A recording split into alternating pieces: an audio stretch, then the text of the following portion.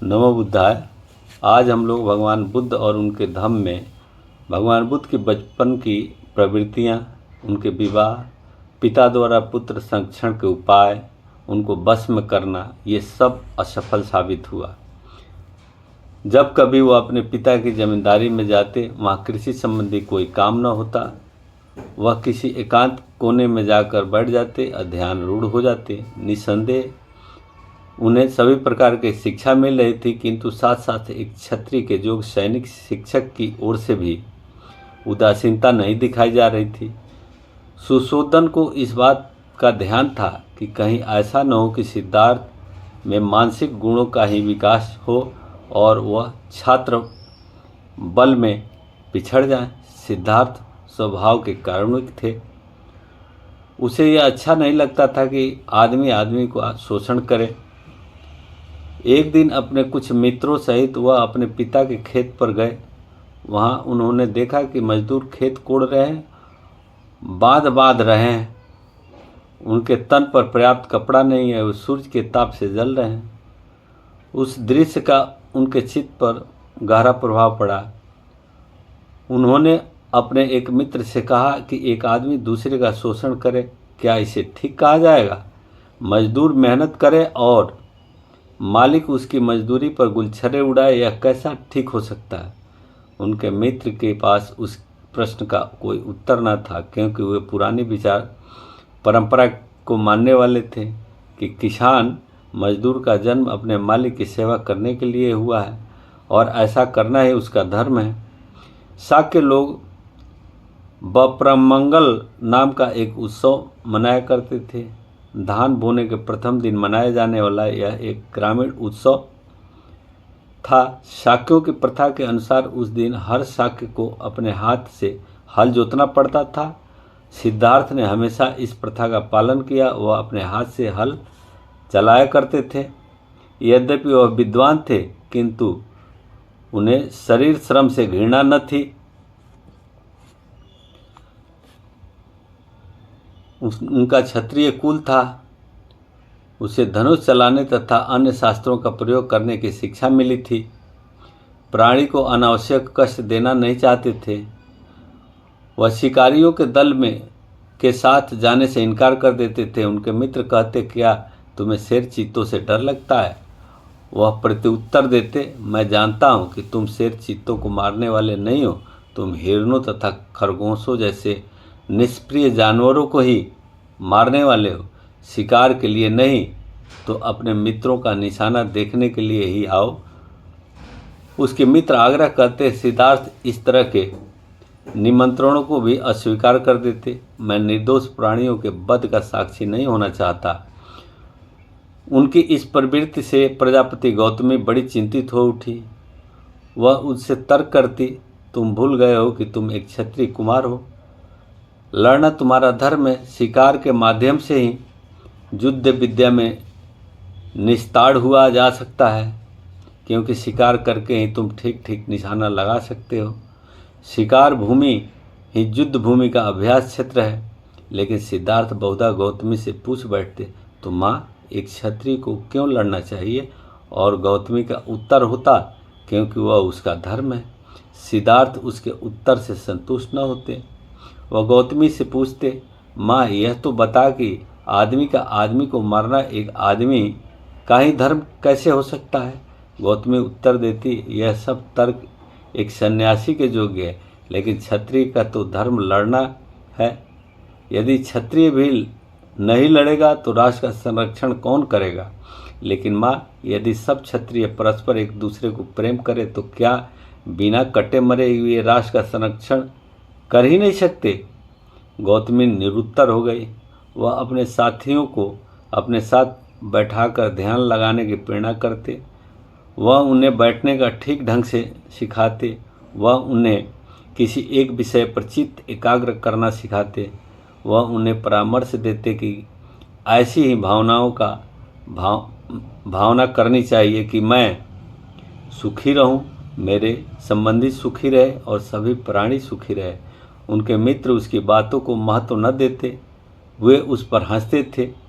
वे आंखें बंद करते तो उनका चित्त उनके ध्यान के भीतर एकाग्र न होता, उनकी बजाय उनकी आंखों के सामने नाचने वे हिरन जिसका वे शिकार करना चाहते थे अथवा मिठाइयाँ जिन्हें वे खाना चाहते थे।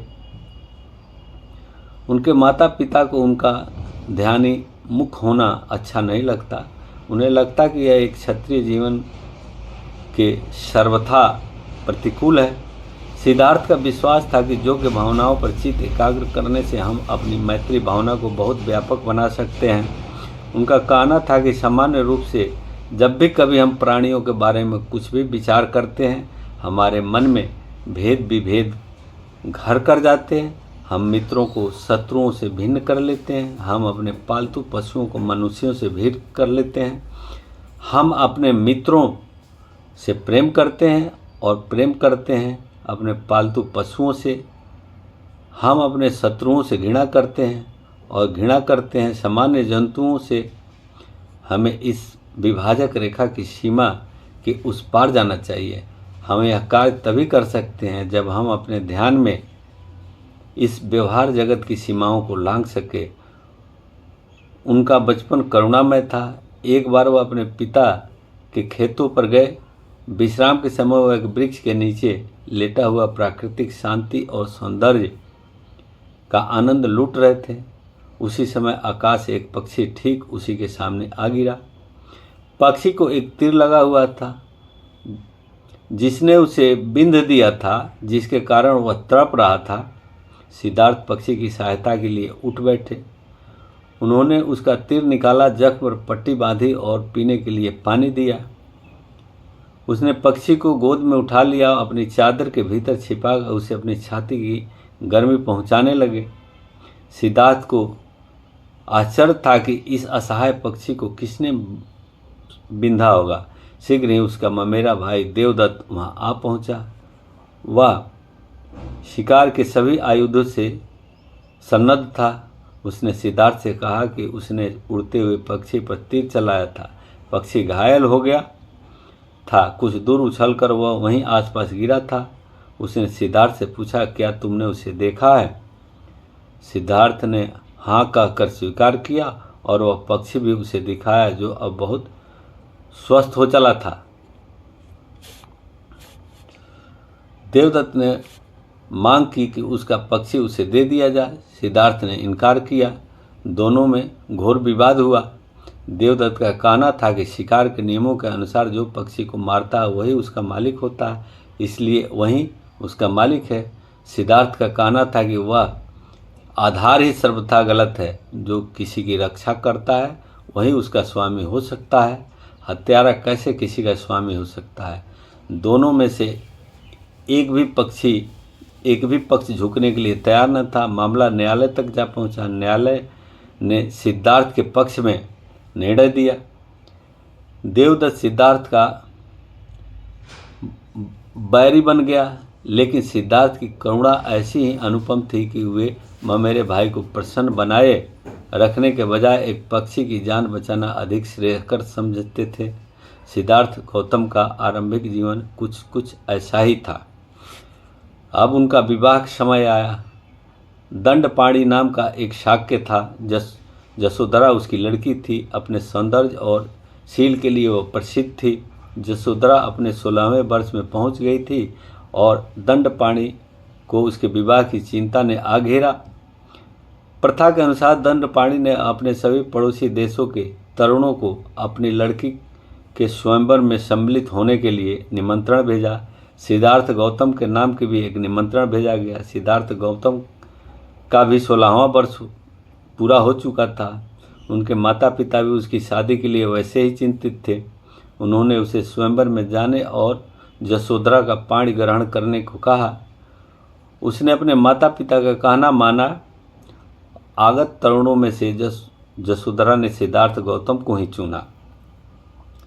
दंडपाणी बहुत प्रसन्न नहीं था। उसे उन दोनों के दाम्पत्य जीवन की सफलता में संदेह था। उसे लगता था कि सिद्धार्थ तो साधु संतों की संगत ही अच्छी लगती है। उसे तो एकांत प्रिय है। वह एक अच्छा सदगृहस्थ कैसे बन सकेगा? जसोधरा सिद्धार्थ गौतम के अतिरिक्त और किसी दूसरे से विवाह न करना चाहती थी। उसने अपने पिता से पूछा, क्या साधु संतों की संगति को अच्छा समझना कोई अपराध है? यशोधरा का ऐसा ख्याल नहीं था। यशोधरा की माँ को जब मालूम हुआ कि यशोधरा सिद्धार्थ गौतम के अतिरिक्त और किसी दूसरे से विवाह नहीं करना चाहती, तो उसने दंडपाणी से कहा कि उसे राजी हो जाना चाहिए। दंडपाणी राजी हो गया। गौतम के प्रतिद्वंदी निराश ही नहीं हुए, बल्कि उन्हें लगता था कि उसका अपमान हो गया है। उन्हें लगता था कि कम से कम उनके प्रति न्याय करने के लिए ही यशोधरा को चाहिए था कि चुनाव करने से पहले किसी न किसी तरह से सबकी परीक्षा ले लेती।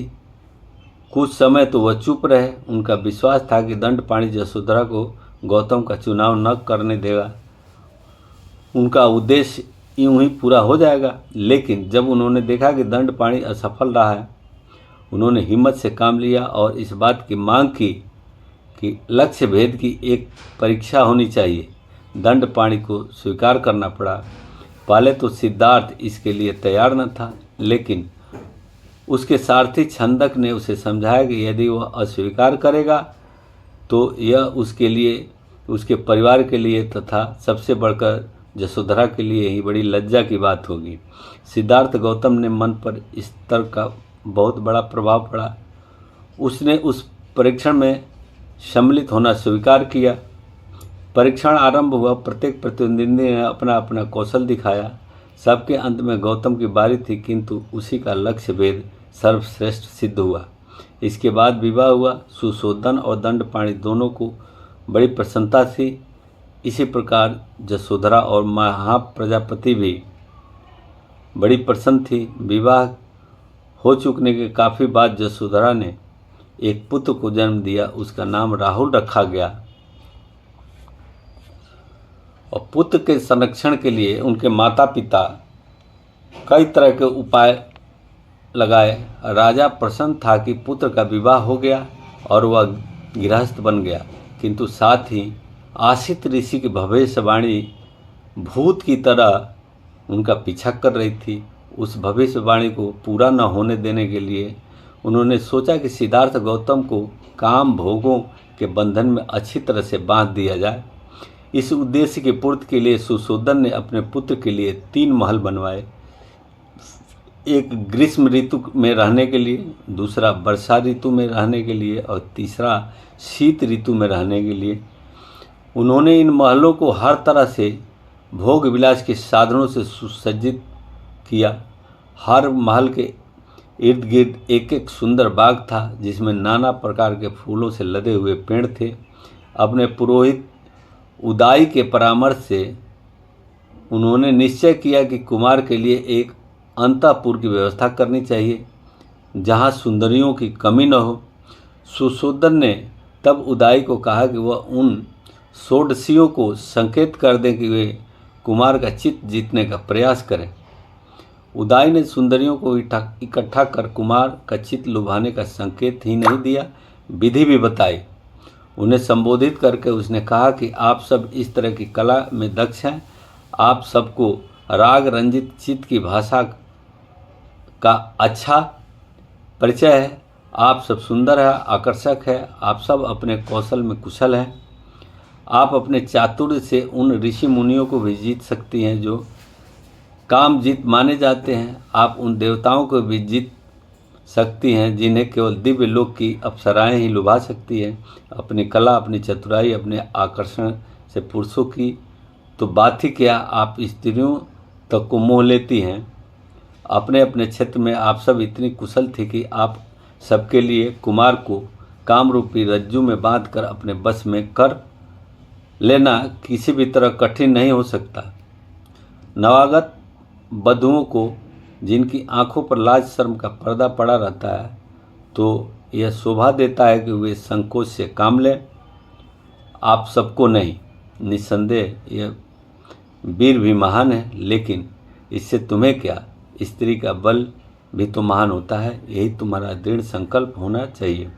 पुराने समय में काशी की एक वेश्या ने एक ऋषि को पथभ्रष्ट कर दिया था और उसे अपने पैरों में लिटाया था और उस महान ध्यानी प्रसिद्ध विश्वामित्र को घृताची नाम की अप्सरा ने 10 वर्ष तक जंगल में बंदी बनाकर रखा था। इस प्रकार के अनेक ऋषि मुनियों को इस स्त्रियां रास्ते पर ले आई है। इस कुमार ने तो अभी तारुण्य के प्रथम प्रहर में पैर ही रखा है, इसका तो कहना ही क्या। जब यह ऐसा है तो तुम निधड़क होकर प्रयास करो ताकि राज्य परिवार की परंपरा बनी रहे। सामान्य स्त्रियां सामान्य आदमियों को वशीभूत करती है, किंतु धन्य है वे असाधारण मनुष्यों को वशीभूत करती है। स्त्रियां राजकुमार को अपने बस में न ला सकी, इतने कोशिश के बाद भी।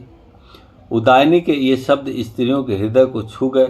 उन्होंने कुमार को वशीभूत करने के लिए अपनी सारी शक्ति लगा देने का निश्चय किया, लेकिन अपनी भ्रूभंगमाओं और अक्षी कटाक्षों, अपनी मुस्कुराहटों, अपने कोमल अंग संचालनों के बावजूद उन षोडशियों को यह विश्वास न था कि उनका जादू कुमार पर चल सकेगा। लेकिन उदायनी की प्रेरणा के कारण, कुमार के कोमल स्वभाव के कारण तथा सुरा और प्रेम मत के कारण उनका आत्मविश्वास शीघ्र ही स्थिर हो गया। तब स्त्रियां अपने काम में लग गई। कुमार की स्थिति वैसी ही थी जैसी हथनी समूह से घिरे हुए हिमालय के जंगल में विचरते हुए हस्तिराज की हो। उन स्त्रियों से घिरा हुआ वह राजकुमार ऐसे ही सुशोभित होता था जैसे सूर्य देवता अपने दिव्य भवन में अप्सराओं से घिरा हो। उनमें से कुछ ने रागातिरेक से उसे अपने छातियों से दबाया, कुछ दूसरियों ने लड़खड़ाने का बहाना बनाकर बड़ी जोर से अपनी छातियों से लगाया। उसके बाद उन्होंने अपने लताओं से कोमल करों को उसके कंधों पर ढीला छोड़ अपना भार भी उस पर डाल दिया। कुछ दूसरियों ने अपने सुरा गंध रक्तवर्ण होठों वाले मुख से उनके कान में फुसफुसाया, मेरी रहस्यपूर्ण बातें सुनो। कुछ दुश्वारियों ने, जिनके वस्त्र इत्रों से भीगे थे, उसे आज्ञा देने की तरह कहा, हमारी पूजा यहाँ करो। दूसरी नीलांबरा सुरा से मत होने का बहाना बनाते हुए अपनी जीभ को बाहर करके खड़ी हो गई, जैसे रात के समय बिजली कौंध रही हो। कुछ दूसरी घुंघरुओं का निषाद करती घूमती थी और अपने अर्ध आच्छादित शरीर का प्रदर्शन भी कर रही थी। कुछ दूसरी एक आम्र शाखा को पकड़े खड़ी थी और अपनी कलश सदृश छातियों का प्रदर्शन कर रही थी। कुछ किसी पद्य सरोवर से आई थी, हाथों से पद्य थे, आँखों में पद्यों के ही समान थी। वे पद्य पाणी की तरह उस पद्य मुख सुकुमार के पास खड़ी थी। एक दूसरी ने उचित हाव भाव से के साथ एक गीत गाया ताकि वह संयत भी उत्तेजित हो सके। उसकी दृष्टि कह रही थी, अरे तुम किस भ्रम में पड़े हो। दूसरी ने अपने प्रकाशपूर्ण चेहरे पर अपनी भ्रूपी कमान को तानकर उसकी मुख मुद्रा को नकल बनाई। एक दूसरी, जिसकी छाती पूरी उभारी थी और जिसके कानों की बालियां हवा में झूम रही थी, जोर हूंसी की बोली, यदि सके तो तुम्हें पकड़े। कुछ दुश्वारियों ने उसे फल मालाओं से बंधन में बांधने की कोशिश की। कुछ दुश्वारियों ने उस पर मधुर किंतु अंकुश के समान चुभने वाले शब्दों का प्रहार किया। एक दूसरी ने उसे बुलाने के लिए एक आम्र वृक्ष की शाखा को हाथ में लेकर एक फूल दिखाया और प्रश्न किया, यह किसका फूल है। एक दूसरी ने आदमी की सी चाल ढाल बनाकर कहा, हे स्त्री जीत, जा इस पृथ्वी को जीत। एक दूसरी ने एक नील पद्य की गंध लेते हुए अपनी गोल गोल आंखें मटकाते हुए कुछ अस्पष्ट शब्दों में राजकुमार को संबोधित किया। स्वामी, मधुगंधी पुष्पों से आच्छादित इस आम्र फल को देखें। स्वर्ण पिंजर में बंद की तरह कोकिल यहाँ गाती है। यहाँ आए और इस अशोक वृक्ष को देखें जो प्रेमियों का शोकवर्धक है और जहाँ मधुमक्खियाँ ऐसे गुंजार करती हैं मानो वे अग्निदग्ध हो। यहाँ आए और आम्र ललिका लिपटे इस तिलक वृक्ष को देखें मानो कोई पीताम्बर वस्त्र धारिणी किसी श्वेत वस्त्र आच्छादित पुरुष से लिपटी हो, अंगूरी रस की तरह प्रकाशमान पुष्पित कुरुवक वृक्ष को देखें जो इस प्रकार झुका हुआ हो मानो स्त्रियों के नख की लाली से आहत हुआ हो। अच्छा होता यदि बसंत ऋतु में पक्षियों में पैदा होने वाले उन्माद को कुछ अंश आप में भी होता और यह अपने आप को सब बुद्धिमान समझते रहने वाले पंडितों के विचार न होते। इस प्रकार इस प्रेमासक्त स्त्रियों ने राजकुमार के विरुद्ध हर तरह की युद्ध नीति बरती। इतने आक्रमण किए जाने पर भी वह संयंतेंद्रिय न प्रसन्न हुआ न मुस्कुराया। उनकी वास्तविक अवस्था से परिचित प्राप्त होने के कारण राजकुमार स्थिर एकाग्रचित्त से विचार करता रहा। इन स्त्रियों में किस बात की ऐसी कमी है कि ये इतना भी नहीं देख सकती कि यौवन चंचल है, वार्धक्य समस्त सौंदर्य का नाश कर देता है। इस प्रकार यह बेमेल महीनों वर्षों चलता रहा, किंतु इसका कुछ फल न हुआ और उनको बस में नहीं कर पाए।